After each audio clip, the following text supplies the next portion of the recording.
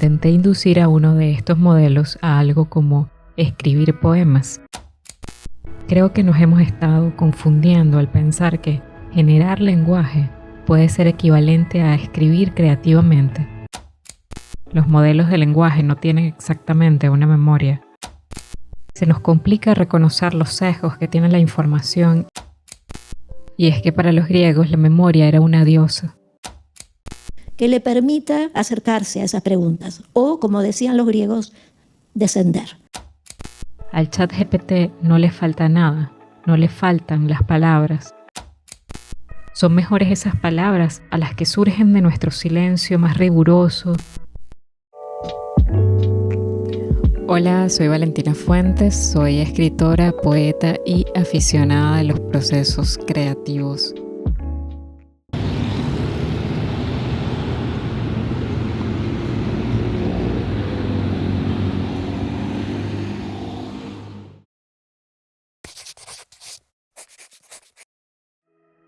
Los diferentes modelos generativos de lenguaje como ChatGPT nos han hecho volver a preguntarnos qué es para nosotros la escritura, qué es la creación, la poesía, qué palabras necesitamos y cuáles pueden ser nuestras palabras.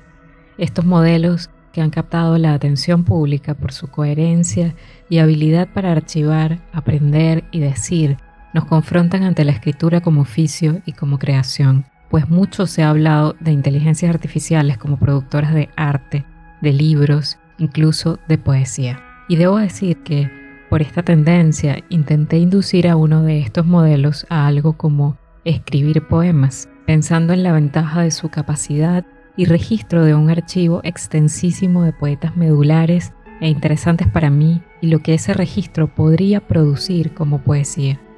También debo decir que no hizo más que decepcionarme.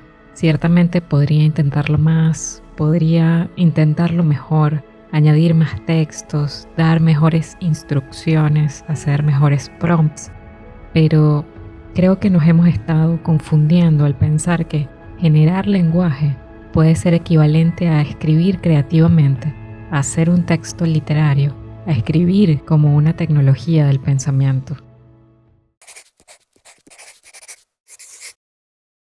Al usar estas herramientas, el resultado será un texto escrito, pero el proceso de la escritura, de indagar en las palabras, nos involucra de una manera distinta. Como humanos, como cuerpos en movimiento, como entidades emocionales, con una mentalidad y ciertamente con una programación que pasa por un cúmulo de experiencias, de circunstancias, tenemos una relación distintiva con la escritura, el pensamiento y la memoria. Para empezar, los modelos de lenguaje no tienen exactamente una memoria, al menos no como se articula en nosotros. Creo que la creación y la poesía implican una experiencia singular con el lenguaje y nuestras vivencias e involucran nuestra memoria. Los modelos generativos no pueden olvidar, pueden fingir que olvidan, pueden censurar con base en una serie de instrucciones, pueden elegir lo que consideran mejor según sus algoritmos, pueden inventar, errar y simular, pero no pueden vincularse a la estructura del lenguaje en términos de afecto, en términos de necesidades y carencias. El error y la falta, en su caso, son de otro orden, y la carencia de un cuerpo, de una propiocepción, de un cúmulo de sensaciones, de una densidad emocional, ya nos ofrece un indicio diferencial importante. Tenemos acceso a una cantidad de información tan grande que se nos dificulta discriminar lo que queremos y necesitamos conocer. El acceso es extensivo, pero no necesariamente intensivo. Se nos complica reconocer los sesgos que tiene la información y lo demarcado del conocimiento, lo que puede ser realmente valioso para nosotros, para nuestra experiencia. La cantidad de información socava la cualidad, y ese exceso hace más esquivo el comprender cómo funcionan los archivos y cómo funciona nuestra memoria. Cuáles son nuestros límites para recordar y olvidar, o incluso qué herramientas emplear en esta recuperación.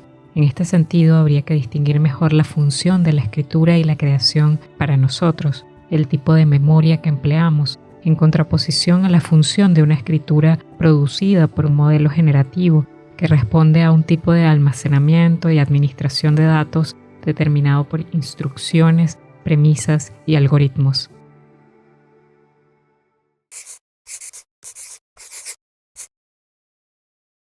El término es muy abarcante y como escritora tengo el impulso de pensar en lo que hay de verdad en las palabras, en lo que nos proponen. La definición del diccionario es algo decepcionante, pero me referiré enseguida a la memoria como esa facultad psíquica que nos permite retener, almacenar o recuperar el pasado para avanzar un poco desde esa premisa del diccionario. La memoria es sumamente amplia, toda identidad cultural está basada en ella, en las tradiciones, en la repetición y persistencias de algunas historias y sus evidencias, de sus escenarios y objetos, o de su destierro y borramiento, pero igualmente nuestra identidad personal está sostenida por esa red de la memoria de lo que ella nos permite, y ahí aparece otra palabra que es lo memorable y que determina la conservación y exhibición de algo. Y este recorrido, esta secuencia de palabras que parece alarse una por el anzuelo de otra, de la memoria, responde a un trazado muy orgánico, muy humano. Es difícil de explicar, no sabemos muy bien cómo funciona, no parece que la definición quede resuelta pensando en un registro y acumulación de información pasada, que quizás es lo primero que asociamos. La memoria parece intervenida por el afecto, pero de un modo impreciso, fragmentario, y esto nos conduce a la etimología del recuerdo, de recordar, que proviene del latín recordis y significa volver a pasar por el corazón. Las palabras se van uniendo, van delineando una dirección, así que esa palabra puede dirigirnos también a otras, como acordar, como cordura o cordón. Y allí podemos preguntarnos si lo que nos mantiene unidos, los acuerdos, es lo que nos da sentido, si los recuerdos nos juntan y si estos son los que nos hacen entrar o salir de la cordura, o bien si todo eso le pertenece al cordón del corazón, aunque pueda sonar terriblemente cursi. Pero tal como experimentamos el recuerdo y la memoria, parece construirse de una manera muy íntima, puede verse como una función psicológica e involucra nuestra biología. En todo caso, la memoria parece estar entramada en el ADN de lo humano y de la vida en general. Así que podríamos decir que la memoria es algo que nos permite vivir o sobrevivir como especie, como seres humanos. Pero además creo que los escritores y los artistas nos dedicamos a recordar esto, es decir, nos dedicamos a recordarnos cómo sobrevivimos, porque mantener la vida es difícil, siempre trae muchas dificultades. Más allá de que hayan satisfacciones, logros, expectativas, deseos, etc., sostener la vida es trabajoso y creo que la memoria, lo que ella nos permite hacer, nos ayuda a vivir, a sobrevivir. Así podemos mencionar otras referencias para intentar comprenderla.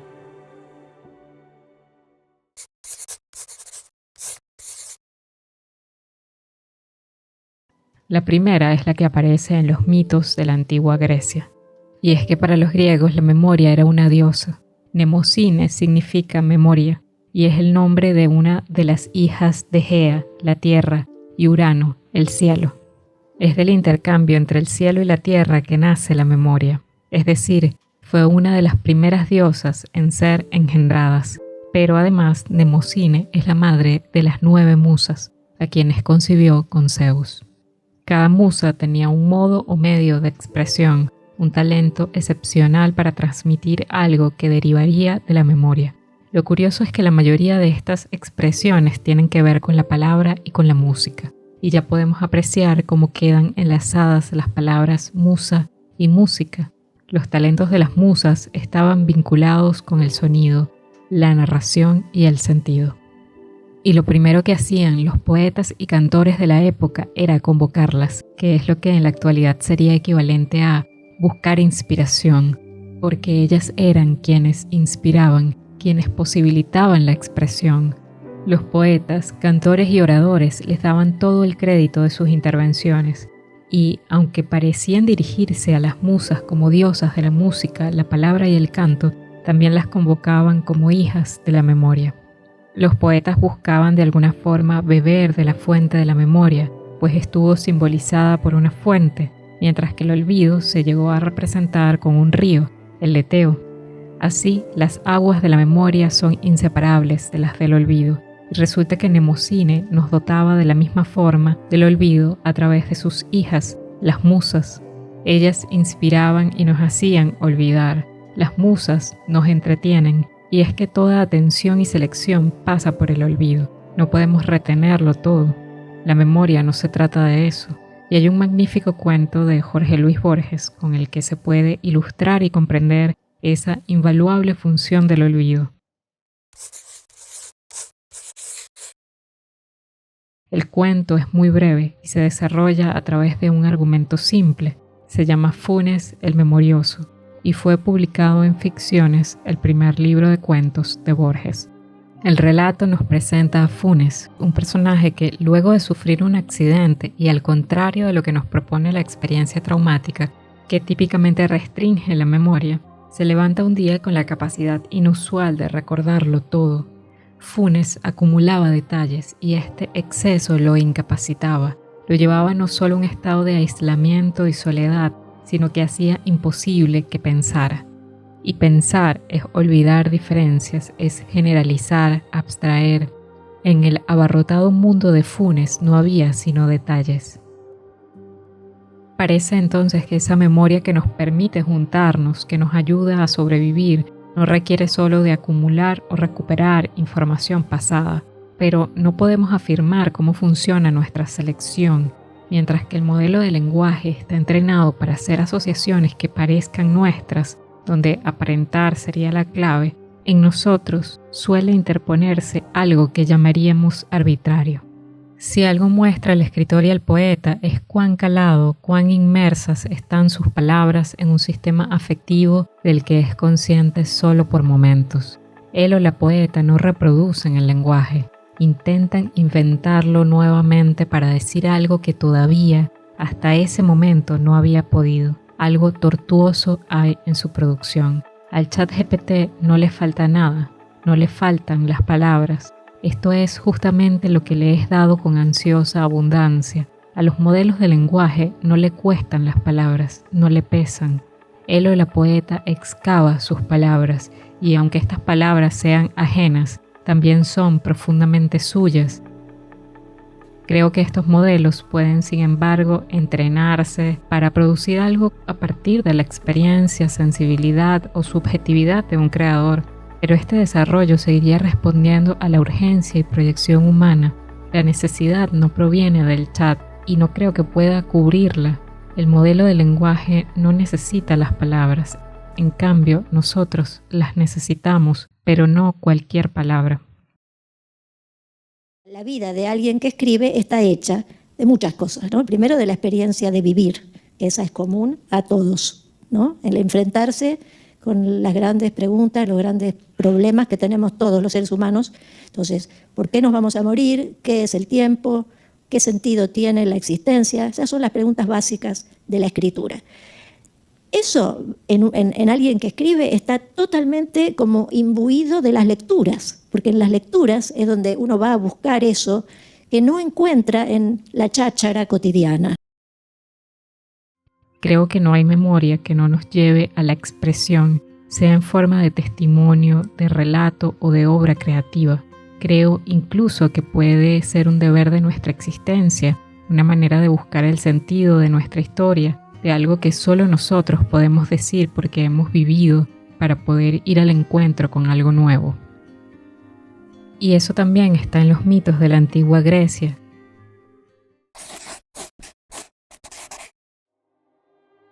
Hay muchas versiones del mito de Orfeo y Eurídice. Es un mito muy importante para esta cultura. Devino incluso en una religión o culto, el orfismo, y la figura de Orfeo tiene algunas semejanzas con la de Cristo. Orfeo fue el único mortal en estos mitos que descendió al inframundo y que pudo regresar entre los vivos. Se cuenta que primero buscó la ayuda de Mnemosine para recordar las palabras mágicas que lo llevarían al inframundo. Allí iba a rescatar a su amada, Eurídice. Esto no lo consiguió, pero sí logró regresar, resucitar, y esa hazaña fue inédita.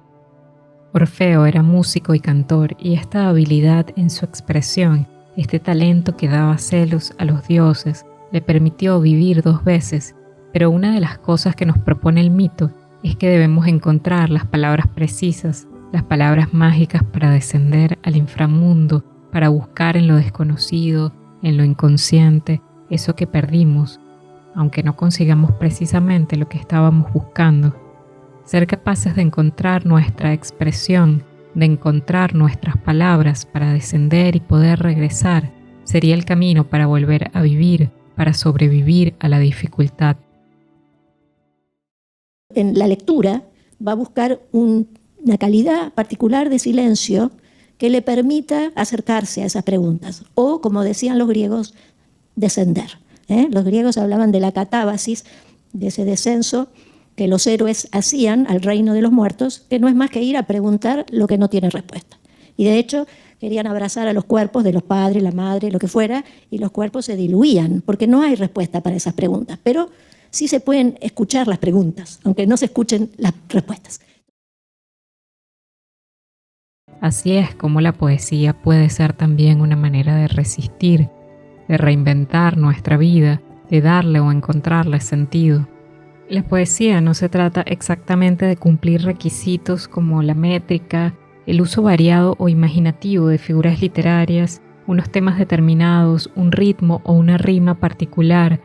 Aunque es cierto que la poesía puede involucrar todo eso, no podríamos decir que se limita a eso. Mientras tanto, la imagen de la indagación interior para la expresión me resulta más cercana a la escritura del poema. Y sé que con el chat, con estos modelos de lenguaje, muchos tienen una gran intimidad, pero ¿será posible conseguir ese descenso a nuestro inframundo pidiendo palabras a estos modelos? ¿Son mejores esas palabras a las que surgen de nuestro silencio más riguroso, de su pulso y juego en nuestra circunstancia? ¿Es su torrente generativo de lenguaje lo que queremos decir, lo que buscamos cuando escribimos? ¿Puede su ruido ser más coherente que el silencio para adentrarnos en nuestras palabras? Es evidente que los cambios tecnológicos en la escritura han generado transformaciones en la literatura y en la poesía, pero ¿qué impacto podrá tener este tipo de modelos? ¿Tendremos que concebir la literatura de otra manera? ¿De qué modo podríamos adecuarnos para excavar las palabras que requerimos? ¿Valdría la pena hacerlo? Entonces tendríamos que volver a pensar en la poesía, en su función y sentido humano.